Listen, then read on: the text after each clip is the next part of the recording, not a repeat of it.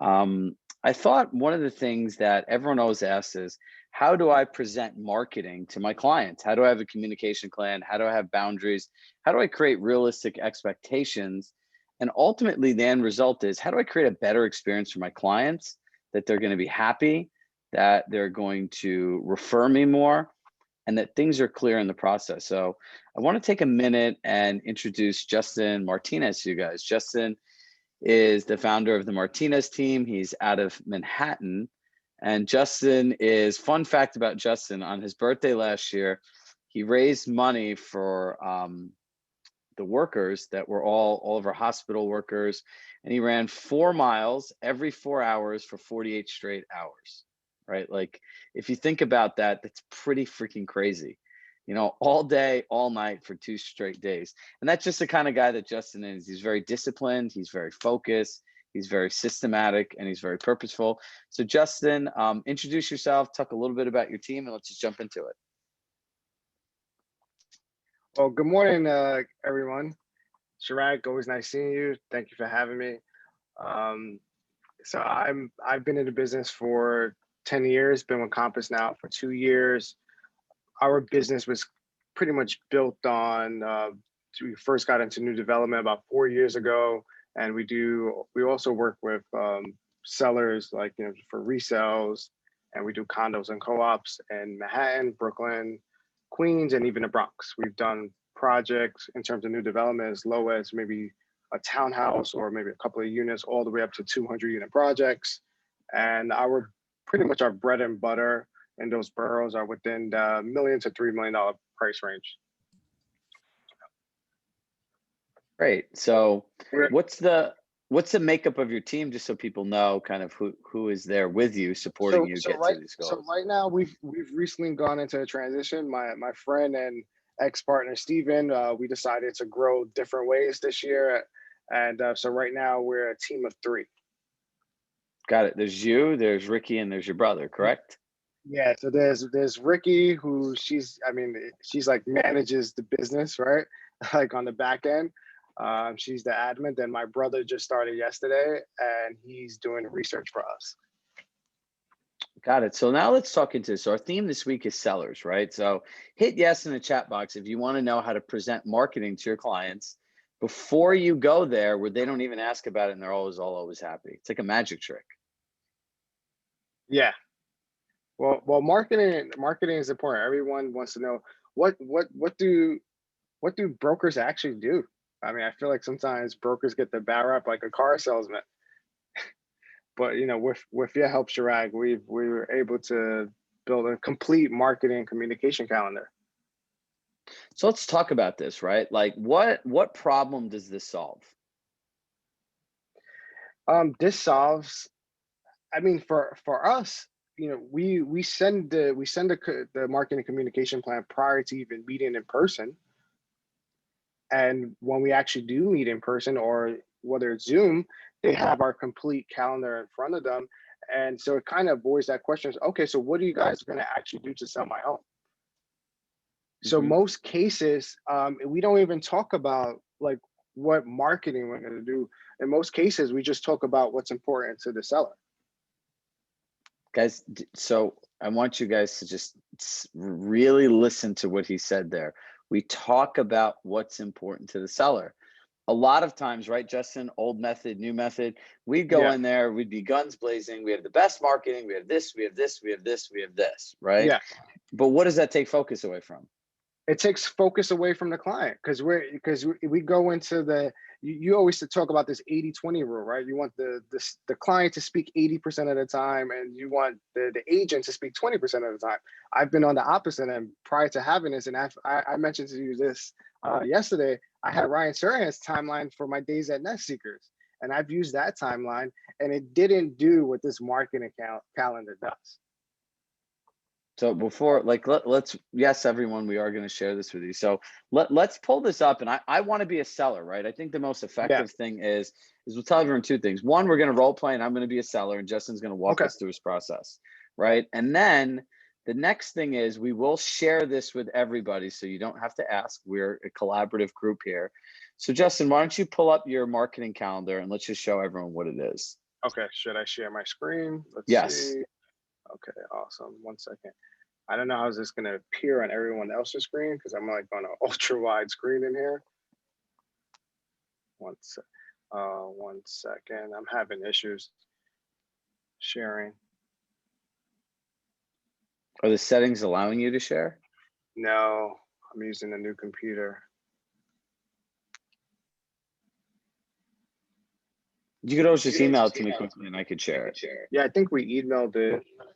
Yeah, we emailed it to Deborah and yourself last night. Ricky did. Okay. I will pull it up. Well, Justin, keep going. So I'm a client, right? Let's set the stage while we pull this up. I'm a client. I have a resale listing. Let's just say it's a 1.5 townhouse, right? Okay. Now walk people through the process. So let me pull up so when I meet with, obviously I meet the person, thank them for their time, right? And I ask them, did like I go in because it comes down with us. It comes down to preparation. So typically on the first phone call, whether it's a cold call or whether it's a referral, it comes down to preparation. So again, we send all of this prior, and when we meet with the person, I ask them, hey, did you have a chance to review our email? In most cases, yes. Some cases, no. And then I asked them, did you have any questions about what you sent to you? No. So then we go into right away. So I usually don't ask this over the phone, or I usually don't ask this over email. I do it in person. So I asked them, like, what's most important to you about the agent and company representing you in the sale of your home? And then it kind of goes into everything, right? Some people is timeline, right? They want to just move. They need a bigger space. Some people, they want, like I met with a developer last week. It's a small developer. He did the townhouse, but it was him and his ex-wife, and they split up. They're not really talking, and they want to divide the assets, right? So he's concerned about money. So it always depends. So we always start off like, what's most important to you about the agent and company representing you in the sale of your home? In most cases, I honestly don't get even asked about the marketing because it's pretty transparent, like what we send over. Yeah. All right, perfect. I'm going to pull this up and share my screen.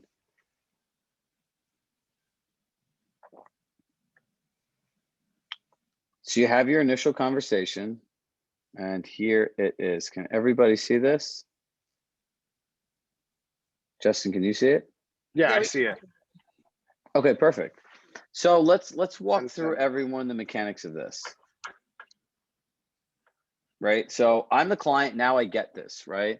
So if you guys look at it, right, at face value, it's an actual calendar, right? And I know, Justin, tell them a little bit about like the calendar when the clients get it, and what they ask, what they don't ask, and how you came about to come to this conclusion.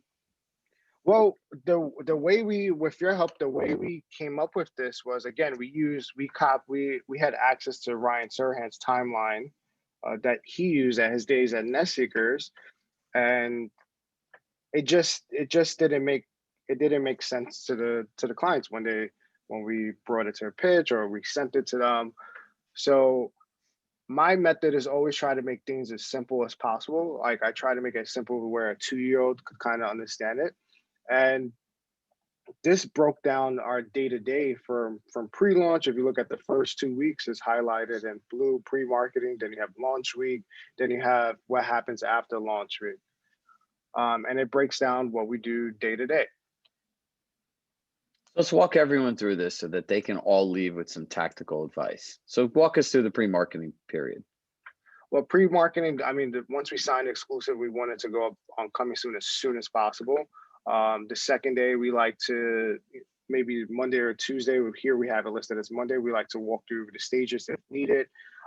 Tuesday, we like to send out a coming soon email to either tags in our CRM that have looked at similar properties that we previously had, or we go to Network 2 and export those emails and do a nice marketing censored email.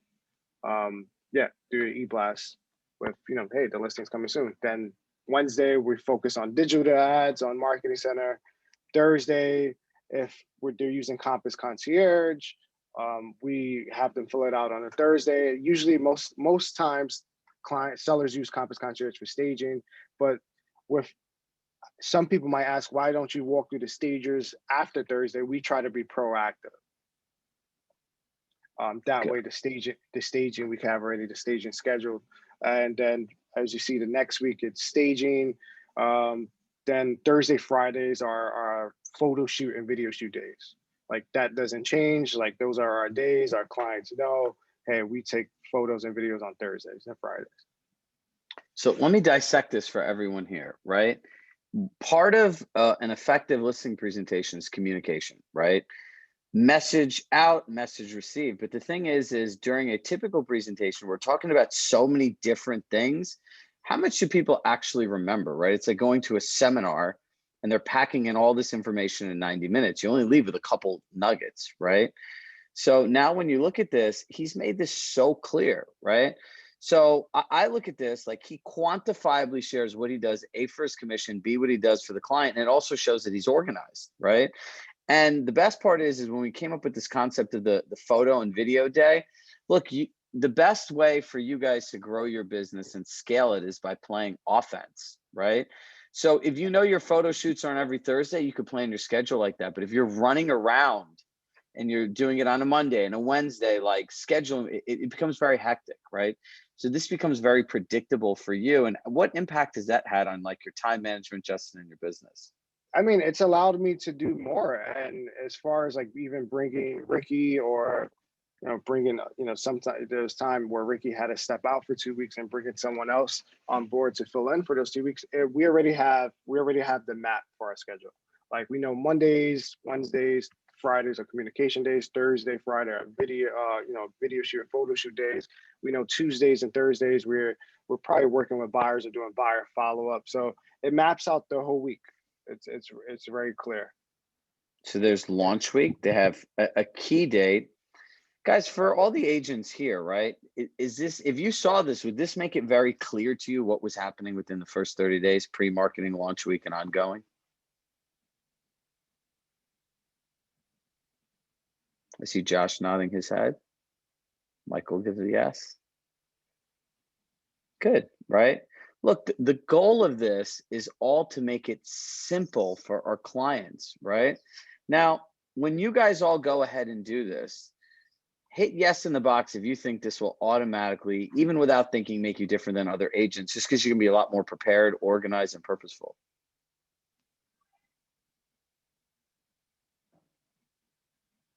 A lot of yeses. A lot of yeses, right? So what I want you to do is realize that this is now giving a client clarity, right? We always talk about the 3 questions a seller should be able to answer at the end of a presentation. Do you aware of the agent? Are you aware of what your agent is doing to market your home prior to being on the market, while on the market, and up until the point it goes into contract? For most people in a presentation, the answer is no. This makes it really clear. Number 2, are you aware of how your agent is going to communicate with you throughout the process up until closing? The answer is no. This makes it very clear. Number 3, do you actually understand what you're paying a commission an agent for? Actually understand why you're paying an agent a commission, what they're doing for it. Most people are going to tell you no, and this makes it really clear. So if we keep going, this is 30 to 60 days. It is very, very comprehensive. Justin, you want to, if it doesn't sell in the first 30 days, talk about what you were saying about how this helps you sell your listings faster because of the accountability aspect. Well, so on Tuesday, we review comp. So from my experience, if we don't receive an offer within 30 days, that either means the marketing is off and it's not bringing in buyers in, or more importantly, it's usually is that it's overpriced. So we send out traffic reports, depending if the client wants it every week, bi-weekly, or just monthly. And we say, hey, this is what's going on in the market. Like if you see here on Tuesday, we've reviewed similar comps, and the way we have a list of, or the way we monitor the similar comps, we use MarketWatch and Compass. And yeah, we get data, every week, like, okay, like this week, this name's doing great. these are the prices, or maybe the neighborhood is not doing so great because New York City is so there's so many micro neighborhoods even within neighborhoods, and price points are, the buyer demographic is different for each price point. So yeah, we're able to give sellers real-time feedback, which is really important post shutdown. Yeah. So guys, if you look at it, he's using Market Watch, Insights, the network tool, digital ads. You're pretty much running this whole thing through the Compass platform. Yeah. Marketing Center, right? These are all 5 tools, right? So yeah, when people ask you, if you guys are in newer markets, how does Compass make you more effective? How does this make you different? How's this going to help sell my home? These are all things that you guys can talk about, right? yeah. So let's go to showing some of these examples, right? So this goes through 90 days. But the thing that's really nice is, look at this, right? Coming soon, drive buyers' interest and buzz with Compass coming soon, which affords prospective buyers a glimpse of your home before it officially comes to the market. Like, if you look at this, do you think someone has a question about what this actually looks like? He shows what his email is. He shows copies of digital ads. The launch of the just listed. We've documented every process throughout here. Open house, the social media campaign, their videos, a cover shot, a traffic report, right? Look at all this information and go through this 30-day monthly review. So we give it's basically a summary. The way we learned this from doing new development, investors and new development, usually the developer has investors, and investors, the banks, they want to know what's going on every week. So we have to give a summary. So this is what a summary looks like. It's, how many people viewed, right? What were the actual showings? How many, what was the feedback? Number of people not interested. So it gives you exactly what's going on, and it gives you data. I really like that number, not interested. Yeah. And the important part is just to be transparent with your clients. Like when I first started out, I mean, we obviously want our clients to feel good, and we try to give fluff, as I like to call it, but it's just to be transparent. Like, hey, like, this is what the market's telling you. Whether, they pay us to give us our honest professional opinion. That's what they really pay us for, because a lot of sellers, especially sellers, are biased. Their home is the best. It's the best ever. But it's not what they think, it's what the market thinks. I think this is a very digestible way, if I owned a home, to look at this very objectively, because you're providing a lot of different data points. And again, you're not being combative about it. You're being factual.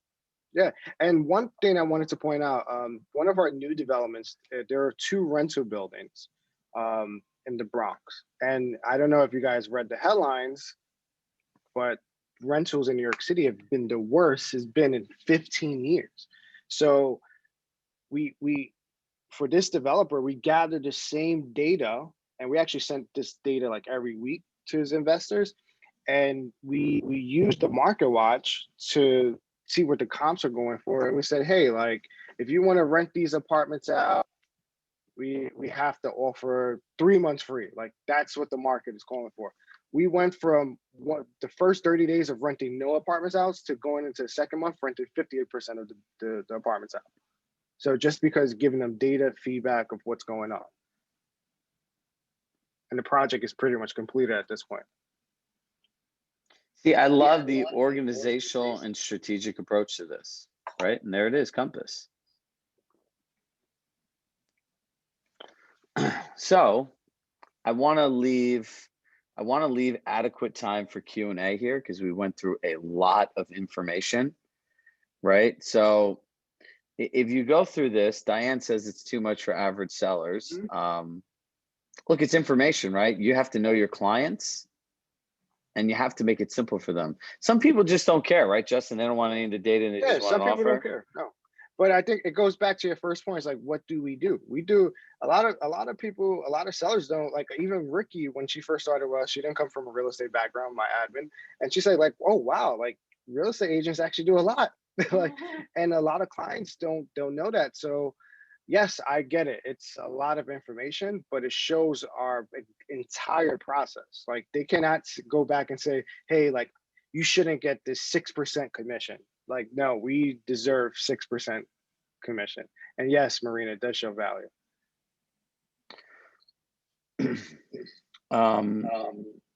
Let's see. So here's the interesting part. A lot Also, of people, go ahead. Sorry to cut you off, Chirag.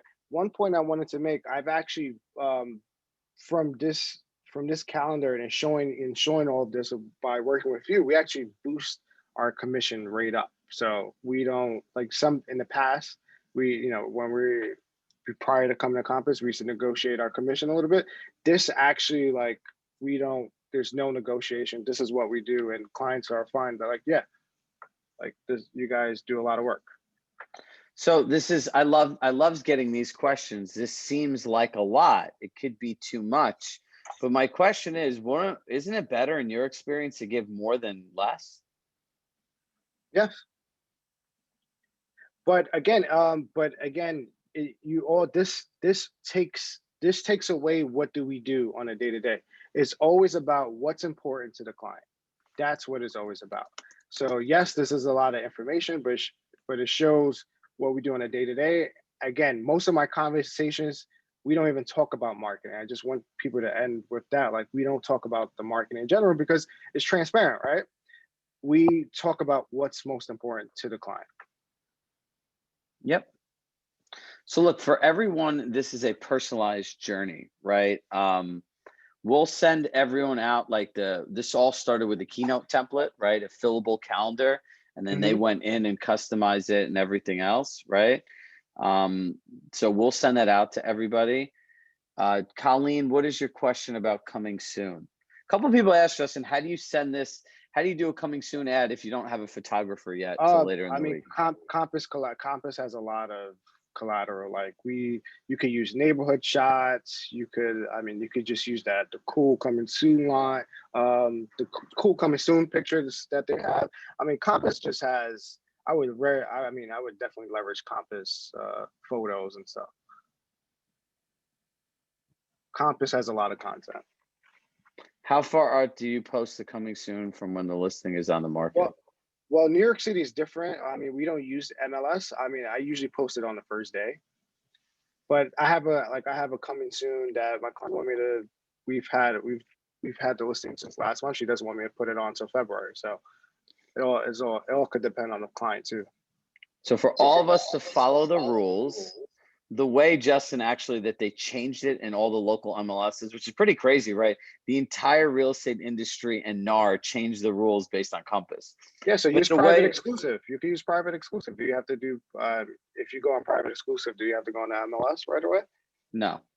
So there you go. So, but the other part is, guys, the part about coming soon, the NAR ruling just says, like, it doesn't have to go out to the public, from my understanding. It just has to go out to the brokers. And brokers having access to this is just as important. And when people are like, well, that takes away from the coming soon, that's how they've been doing it in New York City forever. So it does go on REBNY, right? Like brokers have access to it. The general public doesn't have access to it. So it's a different method of marketing. So I'd encourage everyone that has an MLS to learn their rules locally as best that they can. So there is a different way of going about doing this. So everyone, Corey, every MLS is different. Yours is one key, so I can actually look into your rules for you and I can find out. But look, every MLS is locally mandated with their rules. There are NAR policies that govern that. But look, guys, what I want you guys to focus on is the part that you can do in this, right? The part of organizing this, the part of presenting it ahead of time, or if you decide to do it on the appointment, right? The takeaway that everyone has is from Justin should be this. Number one is if you give people an actual calendar, they know what's going on, right? I know, Justin, at times, do you take it the next step and customize it for a client? Sorry, say that again. Do I customize it? At times, do you customize this for somebody to actually like to match the dates, right? Like if you were selling my house, I'd love to know the dates because 2 dogs, 2 kids, a couple guinea pigs, we have a lot to prepare for. To be honest with you, we actually we only customize it if it's new development. We don't typically customize it, but again, that's something we could think about if it's a client that you know, where, you know, just a change, you know, if their timeline is changed or is different. I mean, that's something that, you know, anyone could customize, you know, depending on their client. But I Got it. probably wouldn't want to customize. If our thing is to get the listing up as quick as possible, we have our 2-week pre-launch, and we need to get up and going within that 3rd week. So We have two minutes left. Sorry, it might be easier for me to say instead of typing the entire thing. So you prepare all this prior to meeting with them regarding the listing appointment. correct. So how do you, Correct. can you like summarize quite quickly what you do exactly? Well, like in terms of how I send over the information, I usually send it over in an email, and I have an email template where I believe we send out, I don't have the email template in front of me, but we send this out with a hyperlink. We send out comparables. We send out a proposal. And once we meet with the client, I mean, they have all of the information ahead of time. So the meetings are, the pitches are typically very efficient, and we get to focus on what's important to the client. Thank you. You're welcome. So How many Justin days had, in advance? Sorry. Oh, sorry. I cut go you ahead, off. Go ahead, Josh, go. How many days in advance do you typically get that out? If I'm meeting with a client, so I met with a pitch on Thursday, so I sent it over to him on Wednesday, like the night before. And then with Compass, you could also, with Compass CRM, it also shows you the best time to email. So I usually try to send it out at that time. And how long does it take you to put all of this together? Do you have a template that you just drop it in, or? Yeah, we have a template. Yeah, we created a checklist for the team, and we have a template ready to go. Yeah, because it seems like it would take a long time to put together. Actually, no. If you use Compass CRM, you could save email templates on Compass CRM and within contacts. So Joanne, for clarity, guys, it's that calendar, right, that he shared with us. It's the same thing that he sends out every time, right? It's not like he's changing it. His process is his process, correct? Yes, correct. Yeah. So that document, that 13-page document, you already have it established, and then you just plug it in the information? We honestly don't change any information at all. No. Like our process, the clients pay us for our process, right? Because our process is proven to work. So like we typically don't change anything unless it's a new development, because for resales and new development, it's just the timelines are different. And then you guys are going to share with us that template? Yes, we will. Sure. I'm gonna, yeah, of course, collaborate without ego. All right, guys, our time and is Chirag, up. I would just say, just send the updated one, because the updated one graphically looks better that we sent you last night. Okay. Yeah. I don't have it, but if Ricky can resend it, we'll get it out to everyone today. Yeah, she'll resend it now. We're gonna update it in our client portal library before Rachel kills me. So that's where all this is. I'm also gonna find the keynote template that was a fillable keynote that he adjusted where this all started. So I'll send that to you guys as well in the portal, and that'll be a good way to get started. So listen, thank you, Justin. And look, Yeah, Justin's my pleasure. located in Manhattan, Brooklyn. If you know anyone you want to collaborate, he loves aggressive role play. So if you're looking for an aggressive role play partner, let him know. I'll see you guys soon. And I just want to say, if you guys ever have any questions, just feel free to reach out to me too.